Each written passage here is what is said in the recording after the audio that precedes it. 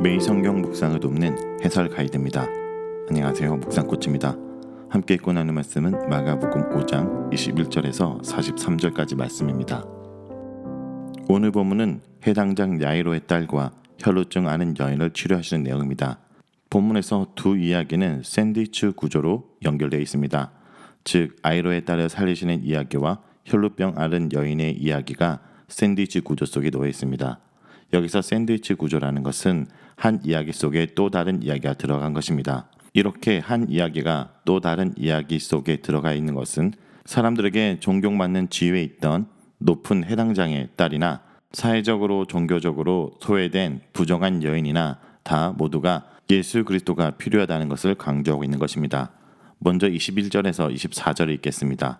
예수께서 배를 타시고 다시 맞은편으로 건너가시니 큰 무리가 그에게 모이거늘 이에 바닷가에 계시더니 해당 장 중에 하나인 야이로라 하는 이가 와서 예수를 보고 발 아래 엎드려 간곡히 구하여 이르되 내 어린 딸이 죽게 되었사오니 오셔서 그 위에 손을 얹으사 그로 구원을 받아 살게 하소서 하거늘 이에 그와 함께 가실새 큰 무리가 따라가며 애워싸 밀더라.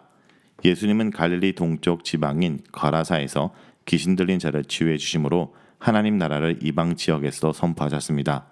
이 일이 끝난 후에 예수님은 유대 지역인 갈릴리 서쪽으로 다시 이동하셨습니다. 예수님이 다시 오셨다는 소식이 전해지자 많은 무리가 예수님께 모여들었고 그 중에 아이로라 하는 해당 장이 예수님께 나왔습니다. 아이로는 예수님께 자기 집에 오셔서 죽어가고 있는 딸에게 손을 얹어 살려달라고 간청합니다. 본문은 어린 딸이 드가트리온이라는 단어를 사용하여 그 딸이 어리다는 사실을 명확히 보여줍니다. 그는 이야기 끝부분인 45절에서 이 아이의 나이가 12살이라고 밝히고 있습니다. 이것은 12해 동안 혈루증을 앓은 여인이 고통으로 보낸 시간이기도 합니다. 야이로의 요청을 들으신 후에 예수님은 그와 함께 가기 시작하십니다. 그런데 이미 운집해 있던 많은 무리가 예수님을 에워싸는 상황이 발생했습니다. 이러한 상황은 혈루증에 걸린 여인의 이야기를 위한 도입의 장면이 됩니다. 25절에서 34절입니다. 12해를 혈루증으로 앓아온 한 여자가 있어 많은 의사에게 많은 괴로움을 받았고 가진 것도 다 허비하였으되 아무 효험이 없고 도리어 더 중하여졌던 차에 예수의 소문을 듣고 무리 가운데 기어 뒤로 와서 그의 옷에 손을 대니 이는 내가 그의 옷에만 손을 대어도 구원을 받으리라 생각함이러라.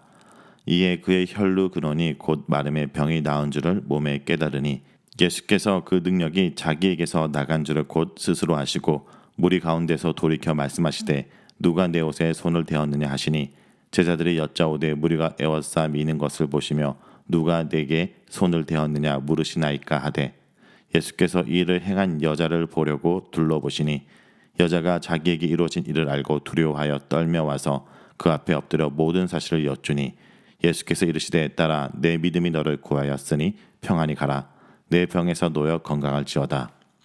마태복음 9장은 12회를 혈루증으로 고생했던 여자가 예수님의 옷 가장자리를 만든 것에 대해 간결하게 서술하는 데 반해 마가복음은 여자의 상황을 더 자세하게 서술하고 있습니다.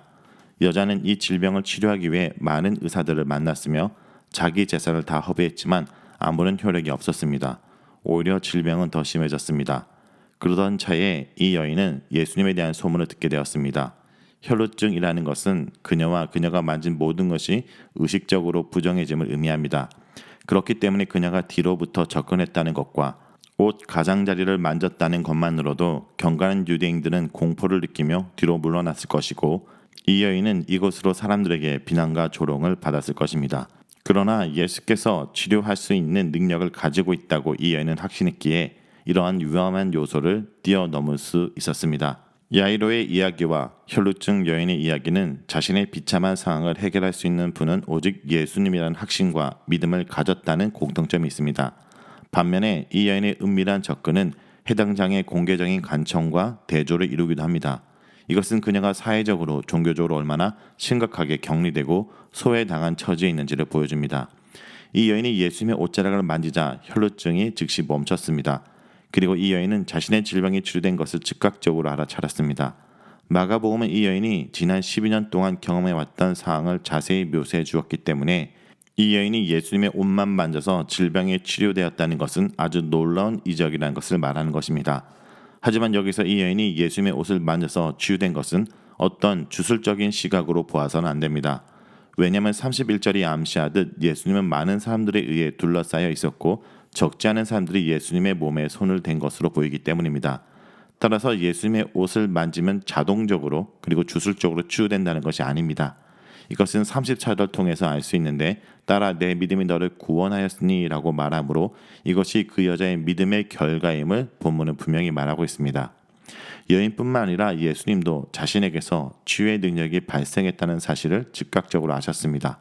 그래서 누가 자신의 옷을 만졌는지를 질문하십니다. 이 질문은 예수님이 실제 그 여자가 누군지를 모르고서 한 질문이 아닙니다. 오히려 이 질문은 예수님을 만진 혈루증의 여인의 믿음을 더욱 견고하게 해주고 이를 통해 제자들에게 교훈을 주시려는 의도입니다. 예수님이 이 여인을 보려고 둘러보시자 치유받은 여인은 자신에게 이루어진 일을 알고 두려워 떨며 모든 사실을 고백했습니다. 여기서 이 여인은 레위기 토라의 규정에 따르면 부정한 사람인데 그럼에도 자신이 예수님을 만졌기에 부정한 일을 했다고 예수님께 책망을 들을 줄 알았던 것입니다. 그러므로 본문은 유대인의 정결법상 부정한 행위를 한 이 여인의 이야기를 통해 예수님을 통해서 이 땅에 임한 하나님 나라의 통치는 이 율법의 토라의 규정을 뛰어넘는 것을 보여주십니다. 예수님은 정결 규례의 부담에서 자유롭지 못한 여인이 정결법을 파기한 것에 대해 구중하시는 대신에 구원과 치료를 선포하십니다. 이 여인의 치료 사건이 믿음에 의한 것임이 본문에서 분명히 드러나고 있습니다. 예수님은 그녀에게 너의 믿음이 너를 구원하였다라고 말씀해 주십니다. 이것은 예수님의 치유 사역에 있어서 유일한 조건이 예수님께 대한 신뢰와 믿음이란 사실을 더욱 분명히 해줍니다. 본문은 이제 야이로의 딸을 살리는 내용으로 이어집니다. 35절에서 43절입니다. 아직 예수께서 말씀하실 때 해당장의 집에서 사람들이 와서 해당장에게 이르되 당신의 딸이 죽었나이다. 어찌하여 선생을 더 괴롭게 하나이까. 예수께서 그 하는 말을 곁에서 들으시고 해당장에게 이르시되 두려워하지 말고 믿기만 하라 하시고 베드로와 야고보와 야고보의 형제 요한 외에 아무도 따라옴을 허락하지 아니하시고 해당장의 집에 함께 가서 떠드는 것과 사람들이 울며 심히 통곡함을 보시고 들어가서 그들에게 이르시되 너희가 어찌하여 떠들며 우느냐. 이 아이가 죽은 것이 아니라 잔다 하시니 그들이 비웃더라. 예수께서 그들을 다 내보내신 후에 아이의 부모와 또 자기와 함께한 자들을 데리시고 아이 있는 곳으로 들어가사 그 아이의 손을 잡고 이르시되 다리다꿈 하시니 번역하면 곧 내가 내게 말하노니 소녀에 일어나라 하심이라. 소녀가 곧 일어나서 걸으니 나이가 12살이라. 사람들이 곧 크게 놀라고 놀라거늘 예수께서 이를 아무도 알지 못하게 하라고 그들을 많이 경계하시고 이에 소녀에게 먹을 것을 주라 하시니라. 아직 예수께서 말씀하실 때라는 표현은 예수님께서 여전히 혈루증 여인과 대화를 하고 있는 상황임을 말하고 있습니다. 그리고 이러한 표현은 다시 야이로의 딸의 사건으로 전환되고 있음도 보여줍니다.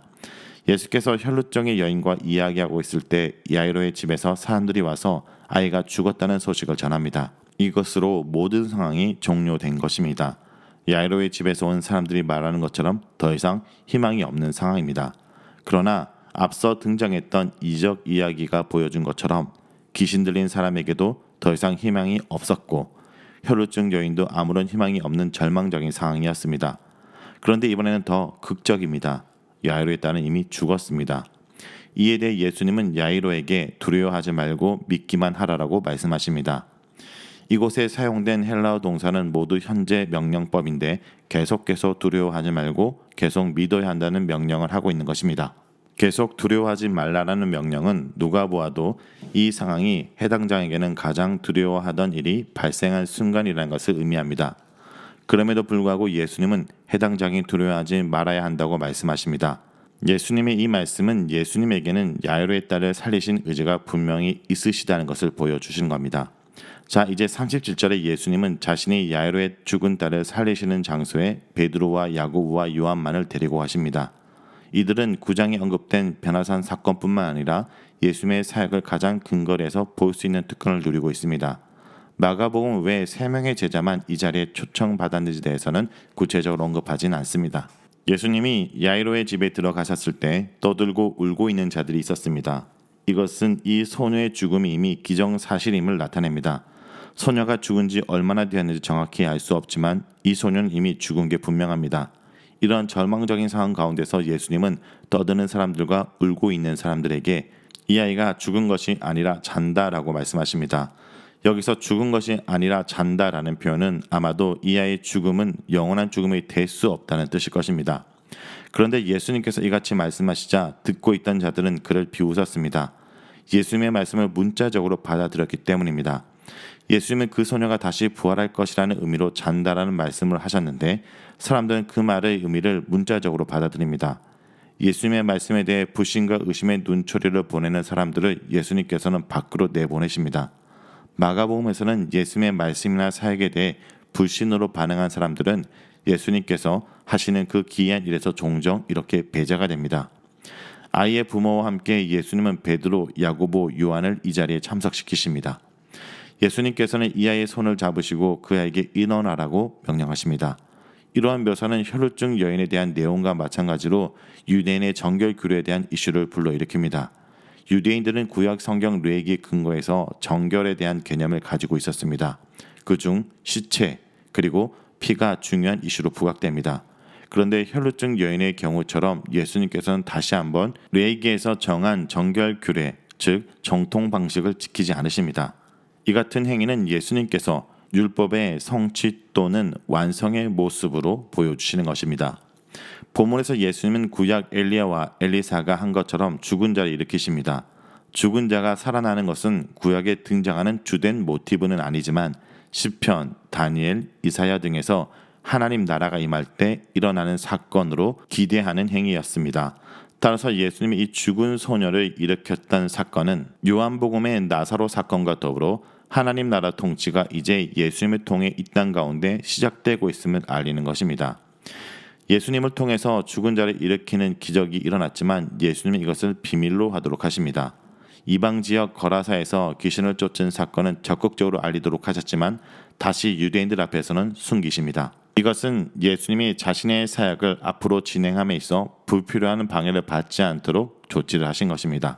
자, 여기까지가 마가복음 5장 21절에서 43절까지 내용입니다.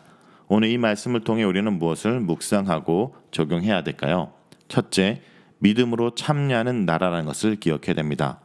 해당장 야이로가 예수님 발 아래 엎드려 어린 딸을 치료하도록 간곡히 구합니다.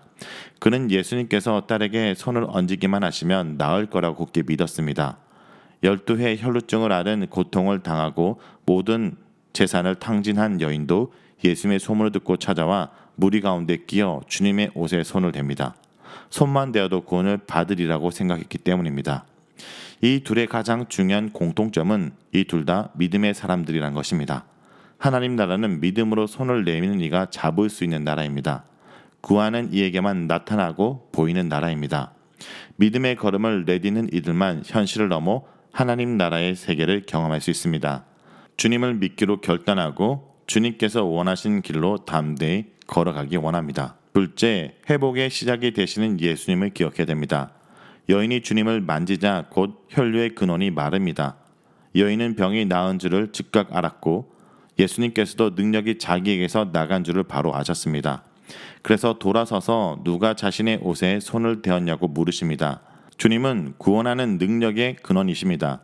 병을 앓은 지 10년이 넘도록 아무도 해결해 주지 못한 문제였습니다. 수많은 의원들이 매달렸으나 아무도 고치지 못하였습니다. 오히려 병은 더 깊어졌고 돈만 탕진하고 말았습니다. 우리 시대의 문제도 마찬가지입니다. 결국 회복의 근원은 주님이십니다. 인간들은 직면한 많은 문제를 스스로의 힘으로 해결해 보려고 했지만 오히려 위험이 더 커졌고 또 다른 문제들을 만들어냈습니다. 진정한 회복은 주님으로부터 가능합니다. 나의 문제, 우리 가정의 문제, 우리 교회의 문제, 이사의 문제 모두 주님만이 회복할 수 있음을 고백하고 강구하길 원합니다. 셋째, 희망을 보여주신 예수님이십니다. 예수님은 절망하고 있는 야이로에게 두려워 말고 믿기만 하라고 격려하십니다. 시끄럽게 떠들며 우는 이들에게 아이가 죽은 것이 아니라고 자고 있다고 말씀하십니다. 죽은 아이의 손을 잡고 달리다 꿈이라고 속삭이십니다. 주님의 음성을 들은 소녀가 깨어 일어나 걷습니다. 사람들은 크게 놀랍니다. 주님은 죽은 자에게 생명을 주시는 분이십니다. 비통해하는 이에게 웃음을 되찾아 주시는 분이십니다. 체념하고 포기한 이들에게 놀라움을 주시고 절망에 빠진 자들에게 새로운 희망을 선물로 주시는 분이십니다. 예수님은 되지도 않을 희망 고문을 하시는 분이 아니라 직접 희망을 만들어 주시는 분입니다. 여러분, 상심하고 절망에 빠져 있습니까? 주께서 여러분에게 일어나라고 말씀하십니다. 두려워하지 말고 여러분의 문제 상황을 주님께 아뢰고 다시 한번 주님의 손을 붙들고 일어나길 간절히 기도드립니다.